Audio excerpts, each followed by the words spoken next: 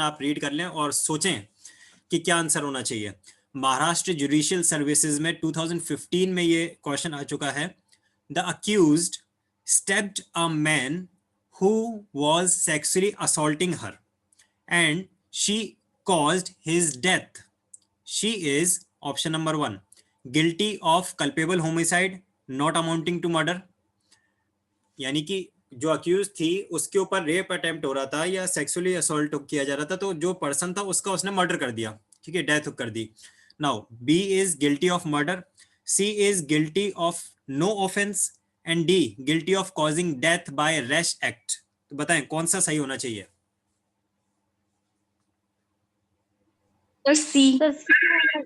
Section साथ में section specify करेंगे। सेक्शन ठीक है, चलिए देखिए दोनों बात सेक्शन 103 में है ये सर, रेप वाला। बिल्कुल बिल्कुल करेक्ट, वेरी गुड। 100 के साथ में आपने सब क्लॉज भी बता दिया, that is section 100 sub clause 3, very good, बहुत अच्छे। चलिए नेक्स्ट क्वेश्चन देखिए।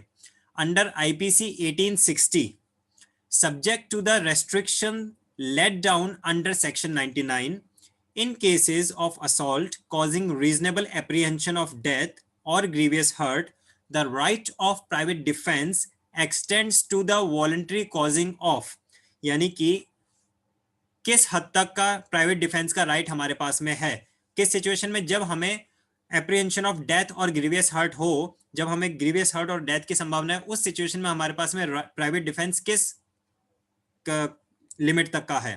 सो point number A grievous hurt, point number B death, point number C any harm other than death, and point number D any harm other than death or grievous hurt। जी बताएं।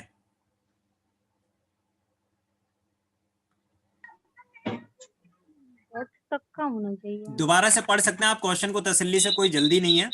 Uttar Pradesh judicial examination में 2016 में ये question आया है, और जो हम एक तरह से कह सकते हैं कि थोड़ा सा एक हिंट ये है कि कल जो सेक्शंस हमने पढ़े हैं उसी में से क्वेश्चन है।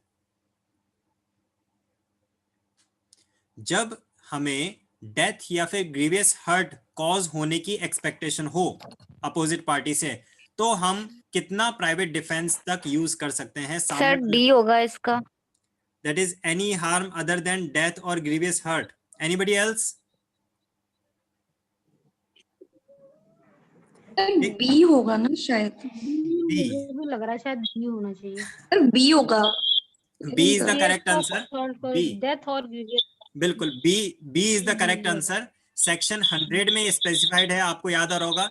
100 में दे रखा था कि डेथ कब कॉज कर सकते हैं, और 101 में दे रखा था कि डेथ के अलावा दूसरा कोई हार्म हम कब कॉज कर सकते हैं। तो उसके लिए जो जैसे कि 6 सिचुएशंस स्पेसिफाइड थी, तो वो 6 सिचुएशंस में से एक ये था कि जहां पे डेथ और ग्रीवियस हर्ट की कंडीशन है, तो वहां पे हम डेथ तक कॉज करने का हमारे पास राइट है। ठीक है, चलिए नेक्स्ट क्वेश्चन देखते हैं। मध्य प्रदेश जुडिशियल एग्जामिनेशन 2018 में ये क्वेश्चन आया था, और ऑप्शंस थोड़े से बड़े हैं पर सिंपल इजी हैं, आप बस ध्यान से पढ़ना है आपको। The question is the right of private defence of the body. तो इतना तो आपको ध्यान है कि private defence of body and private defence of property मिलता है। प्राइवेट डिफेंस ऑफ बॉडी के लिए 100 से लेकर 103 तक है, और प्राइवेट डिफेंस ऑफ प्रॉपर्टी के लिए 104 से लेकर 106 तक है। ठीक है, सॉरी 102। प्राइवेट बॉडी के लिए 100 से लेकर 102, एंड प्रॉपर्टी के लिए 103 से लेकर 105। ठीक है, और अब यहाँ पे आता है कि right of private defence of body के लिए क्या सही है इसमें से। सबसे पहला, commences as soon as reasonable apprehension of danger to the body arises from an attempt or threat to commit the offense and it continues even after apprehension ceases। ठीक है, तो शुरू कब हुआ? जब वो एप्रीहेंशन स्टार्ट हुआ और एप्रीहेंशन खत्म होने के बाद भी कंटिन्यू रहता है, पहला ऑप्शन। दूसरा, ये प्राइवेट डिफेंस का right commences only when the assault is actually done and continues during the period of assault. जब असॉल्ट रियल में हो जाएगा तभी हमारा प्राइवेट डिफेंस स्टार्ट होगा। Third, commences only when the assault is actually done and continues even after that assault. Again वही कह रहा है कि जब असॉल्ट स्टार्ट हो जाएगा तभी हमारा प्राइवेट डिफेंस का राइट अराइज होता है, और असॉल्ट के बाद में भी वो कंटिन्यू रहता है। And D is commences as soon as reasonable apprehension of danger to the body arises from an attempt or threat to commit the offense, and it continues as long as apprehension of the danger to the body continues. जी बताएं कौन सा होना चाहिए? D होगा, sir, D A। D होना चाहिए sir, D होना चाहिए। ए एंड डी दोनों में कंफ्यूज हो रहे हैं। चलिए, जिन्होंने डी बोला है वो सेक्शन बता सकते हैं? सर 102। ठीक है, 102 और D is the correct answer. A और डी में देखिए इतना सा डिफरेंस है। ए में तो ये लिखा है कि वो आपका राइट, आपको वो जो संभावना थी वो खत्म होने के बाद भी कंटिन्यू रहेगा। क्या लिखा है last sentence? It continues even after that apprehension ceases. जब एप्रीहेंशन खत्म हो गया उसके बाद भी आपका राइट रहता है। तो एक्चुअली ऐसा होता नहीं है। जैसे ही वो एप्रीहेंशन स्टार्ट होता है तब हमारा राइट स्टार्ट हो जाता है, और वो राइट कब तक रहता है? जब तक वो apprehension of danger is in continuance, तब तक ही हमारे पास वो राइट रहता है। तो section 102 IPC specifies about that. ठीक है, तो उम्मीद करता हूँ आप लोगों को अच्छा सा रिकॉल हो गया होगा कल का। Section 107 to 120 chapter number 5 of abetment, यानी कि किसी को अगर हम ऑफेंस करने के लिए उकसाते हैं, हम खुद ऑफेंस नहीं कर रहे हैं, but we are just abetting some other person for committing an offence. So उस सिचुएशन में क्या पनिशमेंट हो सकता है? क्या हम किसी इंसेन को या किसी माइनर को below the age of 18 years को अगर हम अबेट करते हैं तो तब भी क्या कोई ऑफेंस होगा? जब हमने किसी को अबेट किया और उसके कॉन्सिक्वेंस में उस पर्सन ने वो ऑफेंस किया ही नहीं, मैंने किसी को कहा कि आप जाके मिस्टर एक्स का मर्डर कर दो, लेकिन उस पर्सन ने उसका मर्डर नहीं किया, तो क्या तब भी अबेटमेंट के लिए कोई क्राइम, कोई पनिशमेंट होगा? यानी कि ऑफेंस कमिट होने की सिचुएशन में कितना पनिशमेंट होगा, ऑफेंस नहीं होता है तब क्या पनिशमेंट होगा, अगर हम जिस ऑफेंस के लिए अबेट करते हैं उसके अलावा कोई और ऑफेंस हो जाता है तब क्या पनिशमेंट होगा, वो सारी चीजें कवर होंगी चैप्टर नंबर 5 ऑफ अबेटमेंट में। और आज हम इसमें कवर करने वाले हैं सेक्शन नंबर 107, 108, 108A एंड 109। और 108A वैसा ही है जैसा कि अभी क्वेश्चन पूछा गया था फॉरेनर के बारे में, तो 108A बिल्कुल उसी से रिलेटेड है। चलिए सबसे पहले देखते हैं 107 में क्या स्पेसिफाइड है। 107 specifies about the meaning of abetment, कि अबेटमेंट किसे और कब कहा जाएगा। तो उसके लिए 3 सिचुएशंस हमें मेनली अपने माइंड में ध्यान रखनी है। सबसे पहला, anyone who instigates any person, किसी पर्सन को अगर इंस्टिगेट किया जाता है, और एंगेजेस इन कॉन्स्पिरेसी, या किसी के साथ में कॉन्स्पिरेसी में, षड्यंत्र में खुद शामिल होता है, even intentionally aids in committing some illegal act और इलीगल ओमिशन। अगर कोई जानबूझ के अपनी इच्छा से किसी का साथ देता है, किसी की मदद करता है किसी इलीगल एक्ट या इलीगल ओमिशन में, तो ये तीनों सिचुएशन कवर करती हैं किसे? ये तीनों सिचुएशन कवर करती हैं मीनिंग ऑफ अबेटमेंट को। सेक्शन 107 में स्पेसिफाइड है। अभी हम बेयर एक्ट को भी कंसल्ट करेंगे। सेक्शन 108 स्पेसिफाई करता है what is meant by abettor. Abettor में हम किसे लेंगे? ठीक है, अबेटमेंट का मीनिंग 107 में है और 108 में है अबेटर कौन है। देन 108A बताता है offences for which the abetment is done in India and the offence has been committed outside and beyond India.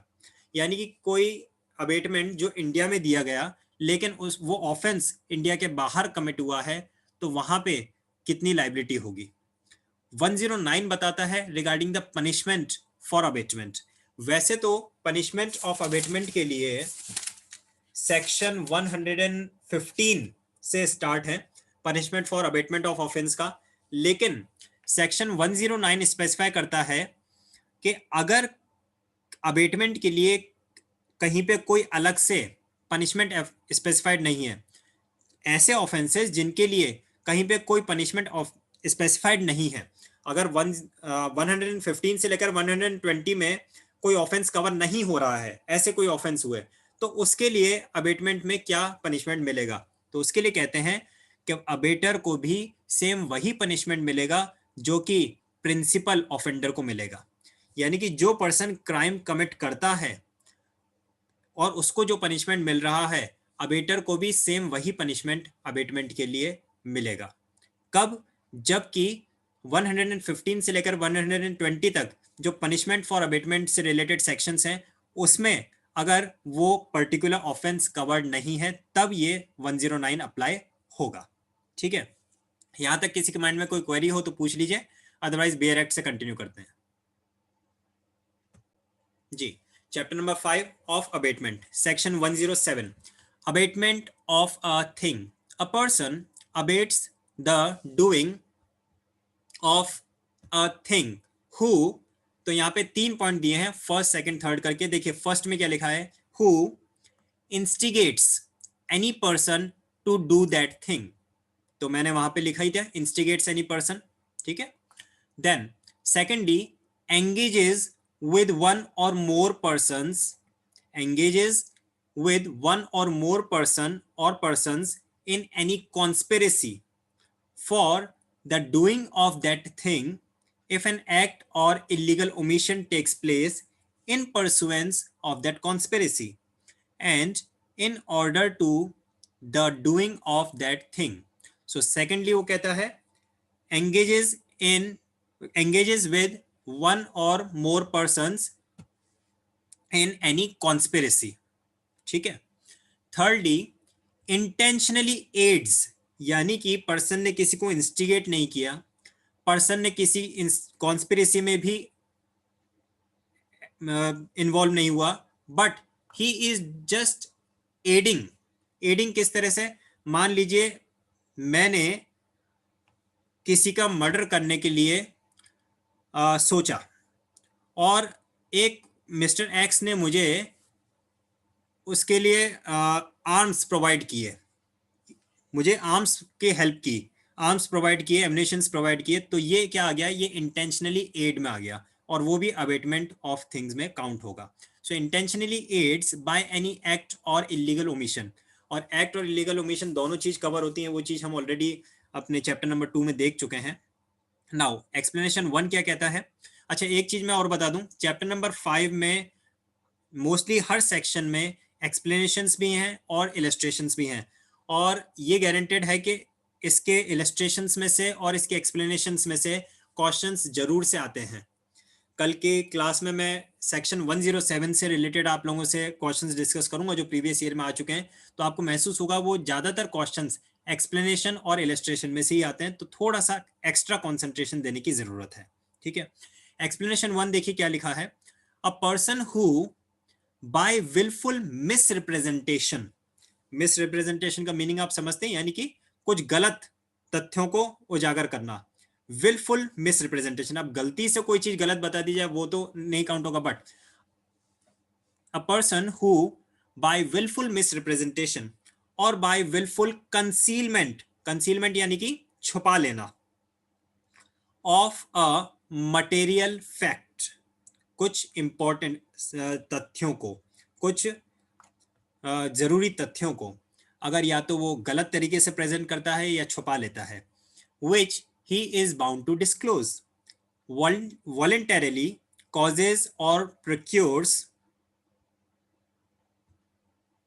voluntarily causes or procures or attempts to cause or procure a thing to be done is said to instigate the doing of that thing।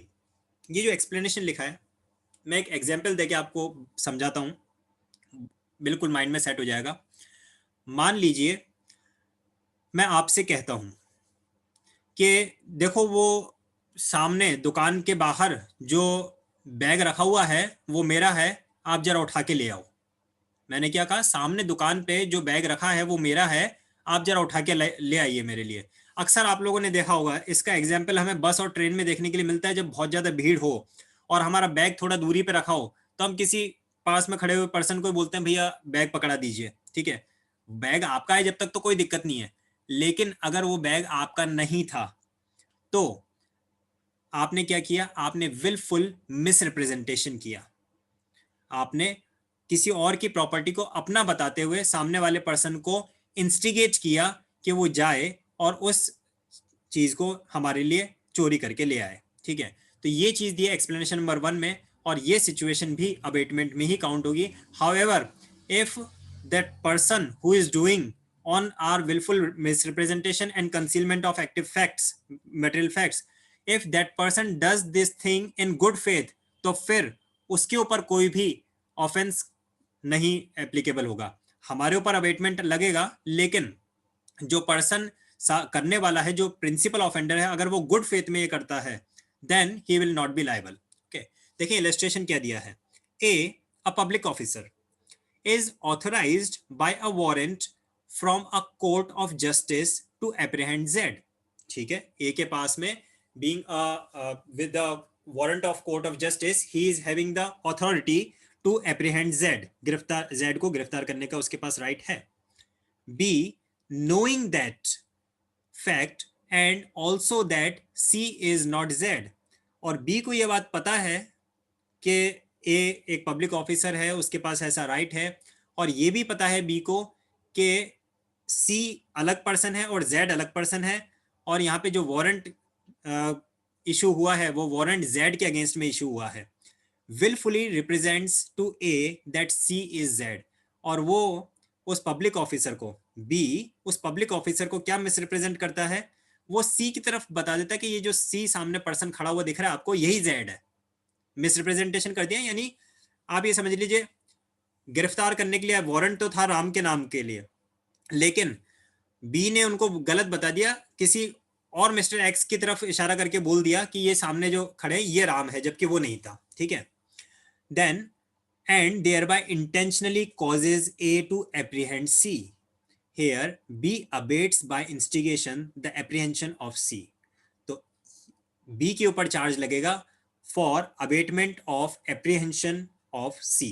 C जिसका कोई लेना देना नहीं था offence से, जिसके against कोई warrant नहीं था, फिर भी उसे गिरफ्तार करवा दिया गया मिसरिप्रेजेंटेशन के through. So B will be liable for abating the instigation. Now explanation 2, whoever either prior to or at the time of the commission of an act, या तो उससे पहले या उस समय, does anything in order to facilitate the commission of that act।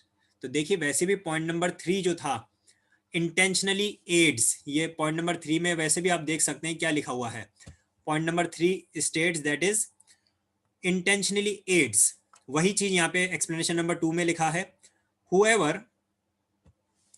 either prior to or at the time of commission of an act does anything in order to facilitate the commission of that act and thereby facilitates the commission thereof is said to aid the doing of that act। तो aid of doing that act किसे कहा जाएगा? अगर कोई person act होने से पहले help कर रहा है या एक्ट होने के समय पे हेल्प कर रहा है, फैसिलिटीज प्रोवाइड कर रहा है, आर्म्स प्रोवाइड करता है, कोई पॉइजन प्रोवाइड करता है, कन्वेंस प्रोवाइड करता है, किसी भी तरह से अगर फैसिलिटीज प्रोवाइड कर रहा है, that will be called as the intentionally aid and that will be in the meaning of abetment. तो 107 में सबसे पहले 3 पॉइंट्स आपको मेंशन किए गए हैं कि अबेटमेंट में क्या होता है। देन यहाँ पे 2 एक्सप्लेनेशन है और 2 इलस्ट्रेशन है। एक्सप्लेनेशन नंबर 1 मेनली बताता है willful misrepresentation and willful concealment of material facts के लिए, और एक्सप्लेनेशन नंबर 2 बताता है कि एड, इंटेंशनली एड हम किसे कहेंगे। हेलो, सो सेक्शन 108 पे हम आते हैं। 107 को हमने पढ़ा समझा पूरा का पूरा। कुछ पूछना चाहते तो पूछ लीजिए, अदरवाइज हम आगे बढ़ रहे हैं।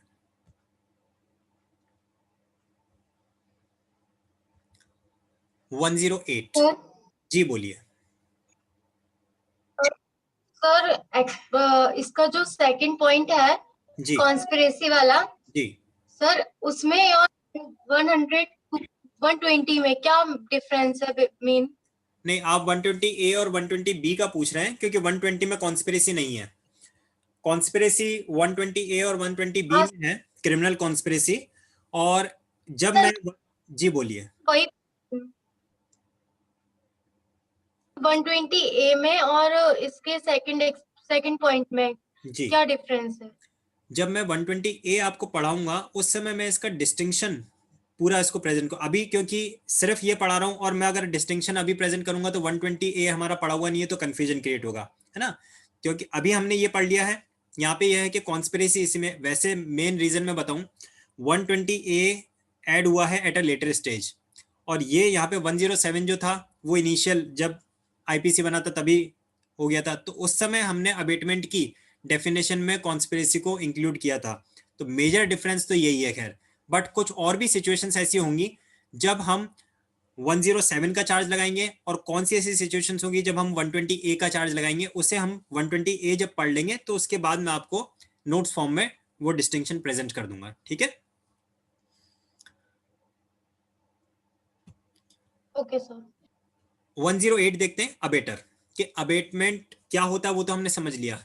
कौन सी ऐसी सिचुएशंस होंगी जिसको हम कहेंगे कि ये अबेटमेंट कमिट हुआ है, तो 3 सिचुएशन मैंने बताई। अगर कोई पर्सन इंस्टिगेट करता है किसी को, या फिर कोई कॉन्स्पिरेसी में ज्वाइन करता है, या फिर इंटेंशनली एड प्रोवाइड करता है, ये तीनों सिचुएशंस होती हैं जिसको हम अबेटमेंट में काउंट करते हैं। अब अबेटर कौन है? A person abets an offence who abates either the commission of an offense or the commission of an act which would be an offense if committed by a person capable by law of committing an offense with the same intention or knowledge as that of the abater। तो कोई भी person जब किसी दूसरे को offence के लिए abate करता है, अबेट कैसे करता है वो 3 पॉइंट्स हमने देख ही लिए। अब वो अबेट किस काम के लिए कर रहा है वो देखें। So abets either the commission of an offence और commission of an act which would be an offence. तो या तो किसी ऑफेंस को करने के लिए वो अबेट कर रहा है, या फिर किसी ऐसे एक्ट को करने के लिए अबेट कर रहा है जो अल्टीमेटली ऑफेंस होगा, ठीक है। तो इस सिचुएशन में हम जो पर्सन अबेट कर रहा है उसे अबेटर कहेंगे, और जिसे अबेट किया गया उसके माइंड में भी same intention and same knowledge as of the abettor आ जानी चाहिए आफ्टर द अबेटमेंट, तब हम उसको ये कहेंगे that it has been abetted. Explanation 1 देखिए क्या कहता है। The abetment of an illegal omission of an act may amount to an offense although the abater may not himself be bound to do that act। तो अब देखिए यहाँ पे illegal omission पे मेन फोकस दिया है। इसने कहा है अबेटमेंट, ऐसा अबेटमेंट जिससे कोई इलीगल ओमिशन के लिए किया गया हो, कोई ऐसा अबेटमेंट जो इलीगल ओमिशन के लिए किया गया है वो भी अबेटमेंट में ही काउंट होगा और ऑफेंस कहलाएगा। अब इसका एग्जाम्पल पहले देखते हैं अपन कैसा। मान लीजिए कोई एक स्विमिंग पूल है या कोई ऐसा प्लेस है जहाँ पे नॉर्मली लोग स्विम करते हैं, तैरते हैं, और वहाँ पे एक लाइफ गार्ड भी अवेलेबल है, पर्सन जो कि अगर कोई डूबने लगे तो उसको जाके बचा लेगा। वहाँ पे मैं जाता हूँ और उस लाइफ गार्ड को कहता हूँ कि आपको यहाँ पे अगर कोई डूब रहा हो अगले 1 घंटे में तो आपको नहीं बचाना है। क्या मैंने कोई एक्ट किया? नहीं। क्या उस लाइफ गार्ड ने कोई एक्ट किया? नहीं। मैंने सिर्फ अबेट किया उस लाइफ गार्ड को for illegal omission of his duty. It was his duty to guard the person if anybody is sinking. तो मैंने क्या किया? I had just abetted of an illegal omission. तो इस सिचुएशन में मैंने तो कुछ भी नहीं किया, उसके बावजूद भी मेरे ऊपर अबेटमेंट का चार्ज लगेगा। एक्सप्लेनेशन 2 देखिए क्या कहता है।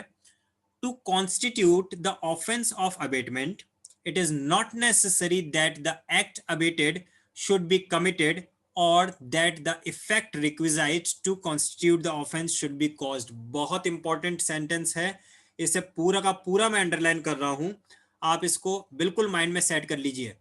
क्या कहा है इसने कहा है अबेटमेंट के ऑफेंस के लिए बिल्कुल भी जरूरी नहीं है कि आपने जिस चीज के लिए किसी पर्सन को अबेट किया वो ऑफेंस कमिट हो, वो एक्ट कमिट हो। Without the commission of that offence also you will be, the person who is abating will be liable of the offense of abatement। मैंने किसी मिस्टर एक्स को abet किया, instigate किया, कि जाओ जाके मर्डर करके आओ। अब सामने वाला मर्डर करे या ना करे, मेरे ऊपर तो अबेटमेंट का ऑफेंस अप्लाई हो गया। तो ये आता है एक्सप्लेनेशन 2 में। इलस्ट्रेशन देखते हैं क्या दे रखा है।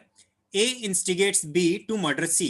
ए ने बी को इंस्टिगेट किया सी का मर्डर करने के लिए, उत्साह, और उसके बाद में B refuses to do so, और बी ने मना कर दिया कि मैं तो नहीं कर रहा। A is guilty of abetting B to commit murder. अब देखिए, ए ने बी को इंस्टिगेट किया और बी ने मना कर दिया कि मैं ये काम नहीं करूंगा, लेकिन उसके बावजूद भी ए ऑफेंडर हो गया of the abetment of murder of C. ठीक है, देखिए सेकेंड इलस्ट्रेशन देखें। A instigates B to murder D. A ने बी को इंस्टिगेट किया डी का मर्डर करने के लिए। Be in pursuance of the instigation steps D, और उस अबेटमेंट की वजह से बी ने क्या किया, डी की पिटाई कर दी, मारना पीटना शुरू किया। D recovers from the wound, और डी को कुछ चोटें लगी, उसने रिकवर भी किया। A is guilty of instigating B to commit murder. अब सिचुएशन देखिए, ए ने इंस्टिगेट किया था मर्डर के लिए, लेकिन बी ने मर्डर किया क्या? नहीं, बी ने तो सिर्फ डी को जाके पिटाई की, लेकिन इसके बावजूद भी ए के ऊपर चार्ज क्या लगेगा, for the abetment of murder. ठीक है, एक्सप्लेनेशन 3 देखिए क्या है। एक्सप्लेनेशन ए और बी तो एक्सप्लेनेशन 1 और 2 से रिलेटेड थे, इलस्ट्रेशन ए और बी। अब एक्सप्लेनेशन 3 देखिए। It is not necessary that the person abetted should be capable by law of committing an offence. बहुत ही अच्छा पॉइंट है ये भी। क्या लिखा गया है, should not necessary to be capable of committing an offence. इसका मतलब क्या है, अगर कोई 7 साल से छोटा बच्चा, याद होगा आपको 7 साल, ठीक है, एक्सेप्शन जनरल एक्सेप्शंस में हमने पढ़ा था, अगर सेक्शन याद है तो जल्दी से बोल के बताइए। Any offence committed by below 7 years of age, section बताइए। 82 82 कंफर्म। Yes sir. और 83 में क्या है? 83 में क्या था? 7 to 12 की बात करता है। अच्छा, 83 में 84 में क्या था? अनसाउंडनेस। चलिए ठीक है, मतलब पूरा अच्छी तरह से तैयार कर लिया है, फिर तो कोई टेंशन नहीं है। देखिए explanation number 3। It is not necessary that the person abetted should be capable by law of committing an offence और that he should have the same guilty intention और knowledge as that of the abettor और any guilty intention और knowledge. यानी कि जो minor है, यानी कि 7 years वाला मैंने जैसे बताया, तो 82 वो तो कवर हो ही रहा है, इसके साथ साथ 84 भी कवर हो जाता है इसमें। यानी अगर कोई ल्यूनेटिक है, कोई इंसेन है, वो भी इसमें कवर हो जाएगा। अल्टीमेटली इन्होंने तो बोल दिया not capable of law by law, तो नॉट केपेबल बाय लॉ में तो माइनर भी आ जाता है और अनसाउंड माइंड भी आ जाता है। ठीक है, तो वो उनके ऊपर तो कोई ऑफेंस नहीं होगा, लेकिन फिर भी अबेटमेंट का चार्ज तो अबेटर के ऊपर लगेगा ही लगेगा। चलिए आगे बढ़ते हैं। यहाँ तक कोई क्वेरीज, कोई डाउट्स हो तो पूछ लीजिए। सर मेरी एक क्वेरी है, जैसे अभी आपने बताया ना कि नॉट नेसेसरी कि क्राइम कमिट हुआ ही हो फिर भी अबेटमेंट के लिए तो पनिशमेंट मिलेगी। बिल्कुल। अगर मैंने किसी को, हेलो, हाँ जी बोलिए। और अगर किसी को सिर्फ अबेट करने की कोशिश की, जैसे मैंने आपको किसी क्राइम के लिए अबेट करने हाँ। की कोशिश की और अब अबेट ही नहीं हुए, तो फिर वो तो कोई क्राइम नहीं है, वो भी कोई क्राइम है। हाँ तो यही तो हुआ। ये देखिए ना, ये इलस्ट्रेशन नंबर ए क्या है, देखो इलस्ट्रेशन नंबर ए को पढ़ो एक बार, क्या लिखा हुआ है। जो आप चीज पूछ रहे हो बिल्कुल वही लिखा है। आपने नहीं मुझे सर, ये तो है कि मर्डर के लिए हाँ मैंने अबेट किया instigate करा बी को और मैंने मर्डर मना करने। कर दिया। मैं मना कब करूंगा? अबेटमेंट का मतलब है किसी को उकसाना, ठीक है। और मैं मना कब करूंगा? जब मैं आपकी बातों में नहीं आऊंगा तभी तो मना करूंगा। B refuses to do so, नहीं होगा। ठीक है ना। मैं भाई अबेटमेंट यानी कि किसी को कोई गलत काम करने के लिए उकसाना, और कोई पर्सन वो मना कब करेगा काम करने के लिए? जब वो उसके बातों में नहीं आएगा कि नहीं मैं तो नहीं करता, आपको जो आप जो कह रहे हो बहुत अच्छी बात है, अब मैं जा रहा हूँ। तो यानी कि he refuses but still A is guilty of abating B। ठीक है, कमिट हो ऑफेंस या ना हो, अबेटमेंट तो लग गया। तो इसलिए आप सोच समझ के कभी किसी को कुछ इंस्टिगेट करना, ठीक है ना, क्योंकि ऑफेंस नहीं हुआ तो भी तो अबेटमेंट के लिए सजा मिलेगी, बिल्कुल और वो बिल्कुल अबेट नहीं हुआ तो भी अबेटमेंट के लिए सजा। बिल्कुल मिलेगा। क्योंकि हमेशा याद रखिए लॉ से सबसे ज्यादा पता है कौन लोग डरते हैं? जो लॉ जानते हैं। जिन्हें लॉ पता ही नहीं उनको डर ही नहीं है। तो बिल्कुल ऑफेंस हो या ना हो, लेकिन पनिशमेंट मिलेगा, अबेटमेंट का पनिशमेंट तो मिलेगा। ठीक है, अब यहाँ पे इलस्ट्रेशन दे रखे हैं, इन इलस्ट्रेशंस को जल्दी से देख लेते हैं। बस आज की क्लास में यही कवर हो पाएगा, पूरा ये कंप्लीट नहीं हो पाएगा, बाकी कल कंटिन्यू करेंगे। इलस्ट्रेशंस देख लेते हैं। A with a guilty intention abets a child और अ ल्यूनेटिक, तो दोनों के दोनों इनकेपेबल बाय लॉ हैं to commit an act which would be an offence if committed by a person capable of by law of committing an offence. तो ऐसा कोई offence करने के लिए अबेट किया जो कि अगर एक normal person which is capable of law है, यानी above the age of 18 years हो या सेन मेंटेलिटी का हो, हेल्दी माइंड का हो, वो अगर करता तो वो ऑफेंस होता है। ऐसा कोई काम करने के लिए, सिंपल कुछ भी ले लीजिए, रॉबरी या मर्डर या कुछ भी ऐसा जो नॉर्मली ऑफेंस होता है, ऐसा काम करने के लिए चाइल्ड या ल्यूनेटिक पर्सन को अबेट किया। Okay, and having the same intention as A. Here, A whether the act be committed or not is guilty of abetting an offense। तो लीजिए, आप ही का आंसर दोबारा से यहाँ पे लिखा हुआ है, इस सेंटेंस को आप पढ़ सकते हैं पूरे कंसंट्रेशन से। Here, एक बच्चे को, मतलब अब तो बच्चे की बात आगे, बड़ा भी नहीं है, एक बच्चे को सीधा ज्यादा जाके हमने और कुछ इंस्टिगेट करने की कोशिश किया, प्रोवोक करने की कोशिश किया, या किसी एक लुनेटिक पर्सन को जो खुद ही मेंटली फिट नहीं है, तो उसने चाहे कमिट किया वो ऑफेंस या नहीं किया, लेकिन जिसने अबेट किया है, the abettor will be guilty of abetting the offence. यही तो पढ़ रहे हैं हम। 108 में पढ़ क्या रहे हैं? 108 में लिखा है कि कब किस सिचुएशन में पर्सन को आप अबेटर कहेंगे। अबेटमेंट तो समझ लिया, अब अबेटर कब कब कहेंगे वो यहाँ पे इलस्ट्रेशंस में बता रहा है। देखिए नेक्स्ट इलस्ट्रेशन है, A with the intention of murdering Z, Z का मर्डर करने के लिए instigates B a child under 7 years of age. तो ठीक है, बी को तो पूरा बेनिफिट मिल जाएगा सेक्शन 82 का। To do an act which causes जेड्स डेथ, तो कुछ ऐसा एक्ट करने के लिए उसने बी को, जो कि एक बच्चा है, उसको ऐसा तैयार किया जो कि जेड की डेथ कर देगा।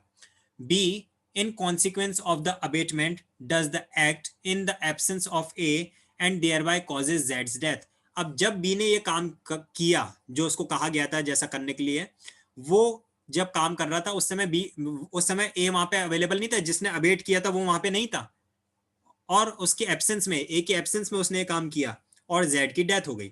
Here though B was not capable by law of committing an offence, A is liable to be punished in the same manner as if B had been capable. तो वैसे तो बी केपेबल बाय लॉ नहीं है, फिर भी ए liable होगा। ना तो B capable of by law है और ना ही ए उस समय वहां पे अवेलेबल था। ये भी देखिए आप कि जो ए है जिस समय वो एक्ट कमिट हुआ वहां पे अवेलेबल नहीं था, फिर भी A is liable to be punished in the same manner as if B had been capable by law of committing an offense and had committed murder, and he is therefore subject to the punishment of death। तो क्योंकि वो murder के लिए abate किया उसने, और murder का punishment क्या होता है? डेथ होता है। तो पनिशमेंट फॉर डेथ जो भी होता है वो पनिशमेंट मिलेगा किसे? ए को। क्योंकि अभी हमने पढ़ा था ना 109 के लिए, मैंने बताया था 109 में क्या लिख रखा है, अगर कुछ स्पेसिफाई नहीं है तो अबेटमेंट के लिए भी सेम वही पनिशमेंट मिलेगा जो कि प्रिंसिपल ऑफेंडर के लिए प्रिस्क्राइब है। तो यहाँ पे डेथ कॉज किया, डेथ के लिए, मर्डर के लिए, तो डेथ पनिशमेंट जो भी होता है डेथ के लिए वही पनिशमेंट ए को भी मिलेगा। नेक्स्ट इलस्ट्रेशन देखिए, A instigates B to set fire. 8:38 हो चुके हैं। मैं आज की क्लास यहीं पे स्टॉप करता हूँ क्योंकि मेरी नेक्स्ट क्लास भी